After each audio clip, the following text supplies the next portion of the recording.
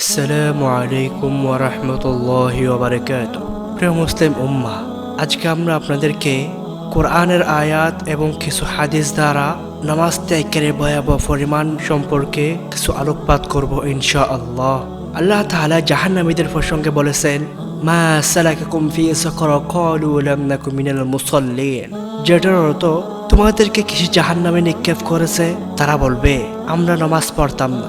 প্রখ্যাত তাবিঈন আব্দুল্লাহ ইবনে শাকিক রাহমাতুল্লাহ আলাইহি বলেছেন, সাহাবায়ে কেরাম রাদিয়াল্লাহু তাআলা আনহুম আজমাইন সালাত ব্যতীত অন্য কোনো আমলকে ছেড়ে দেয়াকে কুফরি মনে করতেন না। হযরত আলী রাদিয়াল্লাহু তাআলা আনহুকে এক বেনামাজি মহিলা সম্পর্কে প্রশ্ন করা হয়েছিল। তখন তিনি বললেন, যে সালাত আদায় করে না সে কাফির। আব্দুল্লাহ ইবনে মাসউদ রাদিয়াল্লাহু তাআলা আনহু বলেছেন, যে ব্যক্তি সালাত আদায় করে না তার কোনো দিন নেই। আরেকটি হাদিসের মধ্যে আছে, আব্দুল্লাহ ইবনে আব্বাস রাদিয়াল্লাহু তাআলা আনহু বলেছেন, যে ব্যক্তি ইচ্ছাকৃতভাবে এক ওয়াক্ত নামাজ ত্যাগ করবে সে আল্লাহর সাথে এমন অবস্থায় মিলিত হবে যে তিনি তার উপর রাগান্বিত থাকবেন। আরেকটি হাদিসের মধ্যে রাসূলুল্লাহ সাল্লাল্লাহু আলাইহি ওয়াসাল্লাম বলেছেন, যে ব্যক্তি সালাত বিনষ্টকারী হিসাবে আল্লাহর দরবারে উপস্থিত হবে আল্লাহ তার অন্যান্য পুণ্যের প্রতি গুরুত্ব দিবেন। আরেকটি হাদিসের মধ্যে রয়েছে, একদা রাসূলুল্লাহ সাল্লাল্লাহু আলাইহি ওয়াসাল্লাম তার সাহাবাদের উপর লক্ষ্য করে বলেছেন, হে আল্লাহ, আমাদের মধ্যে এমন কোনো হতভাগা এবং বঞ্চিত কে রেখো না। অতঃপর তিনি জিজ্ঞেস করলেন, তোমরা কি জানো কে হতভাগা এবং বঞ্চিত? তারা বললেন, কে সে ব্যক্তি হে আল্লাহর রাসূল সাল্লাল্লাহু আলাইহি ওয়াসাল্লাম? আমরা তা জানি না। তিনি বললেন, সে হলো সালাত ত্যাগকারী। আরেকটি হাদিসের মধ্যে বর্ণিত আছে, কিয়ামতের দিন সর্বপ্রথম সালাত ত্যাগকারীর চেহারা কালো হবে। জাহান্নামে মুলহাম নামক একটি উপত্যকা আছে, সেখানে নানা প্রকার সাপ রয়েছে। প্রত্যেকটি সাপ উটের গাড়ের মতো মোটা এবং দৈর্ঘ্য হবে 1 মাসের পথ।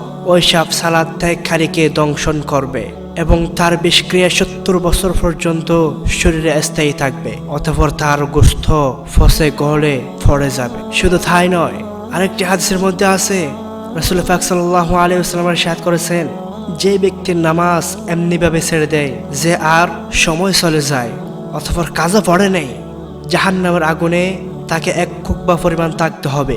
80 বছরে 1 খুকবা হয়, প্রতি বছর 360 দিন ও প্রতিদিন দুনিয়ার 1000 বছরের সমতুল্য হবে। সুতরাং 1 খুকবা পরিমাণ 2,80,00,000 বছর। আরেকটি হাদিসের মধ্যে আছে, হযরত বুরাইদা রাদিয়াল্লাহু তাআলা আনহু হতে বর্ণিত, তিনি বলেছেন, রাসূল পাক সাল্লাল্লাহু আলাইহি ওয়াসাল্লাম ইরশাদ করেছেন, আমাদের এবং মুনাফিকদের মধ্যে যে অঙ্গীকার রয়েছে তা হলো নামাজ। সুতরাং যে নামাজ ছেড়ে দিল সে কুফরি করলো। হযরত আব্দুল্লাহ ইবনে ওমর রাদিয়াল্লাহু তাআলা আনহু বর্ণিত, রাসূল সাল্লাল্লাহু আলাইহি ওয়াসাল্লাম বলেছেন, যার আমানতদারি নেই তার ঈমান নেই, যার পবিত্রতা নেই তার নামাজ নেই, যার নামাজ নেই তার দিন নেই। গোটা শরীরের মধ্যে মাথার যে মর্যাদা, দিন ইসলামে নামাজ সেই মর্যাদা। আরেকটি হাদিসের মধ্যে আছে, আব্দুল্লাহ ইবনে আমর ইবনে আস রাদিয়াল্লাহু তাআলা আনহু বর্ণিত, তিনি বলেন, রাসূল পাক সাল্লাল্লাহু আলাইহি ওয়াসাল্লাম একদিন নামাজ সম্পর্কে আলোচনা স্থলে বলে, যে ব্যক্তি নামাজের হেফাজত করবে তা তার জন্য কিয়ামতের দিন আলো, প্রমাণ এবং মুক্তির উপায় স্বরূপ হবে। আর যে তার হেফাজত করবে না তার জন্য আলো, প্রমাণ এবং মুক্তির স্বরূপ হবে না, বরং কিয়ামতের দিন সে কারুন, ফেরাউন, হামান এদের সাথে থাকবে। আরেকটি হাদিসের মধ্যে আছে, হযরত উবাদা রাদিয়াল্লাহু তাআলা আনহু বলেন, আমাকে বন্ধু নবী করিম সাল্লাল্লাহু আলাইহি ওয়াসাল্লাম 7টি উপদেশ দান করেছেন।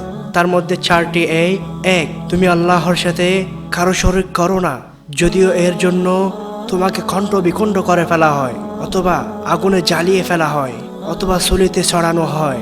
2, ইচ্ছাকৃতভাবে নামাজকে ত্যাগ করো না, কারণ যে ব্যক্তি ইচ্ছাকৃতভাবে নামাজ ত্যাগ করবে সে যেন ইসলাম থেকে খারিজ হয়ে গেল। 3, আল্লাহর নাফরমানি করো না, এতে আল্লাহ পাক অসন্তুষ্ট হন।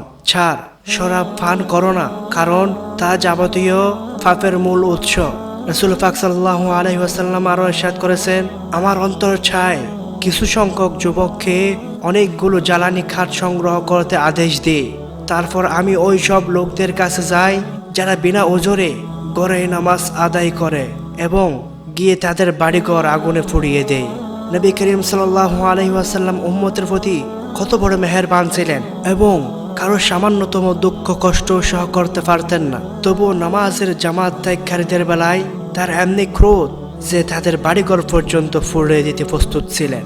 হযরত আবু হুরায়রা রাদিয়াল্লাহু তাআলা আনহু থেকে বর্ণিত আছে আরেকটি হাদিসের মধ্যে যে তিনি বলেছেন, রাসূলুল্লাহ সাল্লাল্লাহু আলাইহি ওয়াসাল্লাম ইরশাদ করেছেন, যদি ঘরগুলোতে স্ত্রী লোকরা এবং বালক বালিকারা না থাকতো তাহলে আমি এশার নামাজের জামাত শুরু করে যুবকদের আদেশ দিতাম যে তারা যেন ঘরগুলোতে গিয়ে সবকিছু আগুনে জ্বালিয়ে দেয়।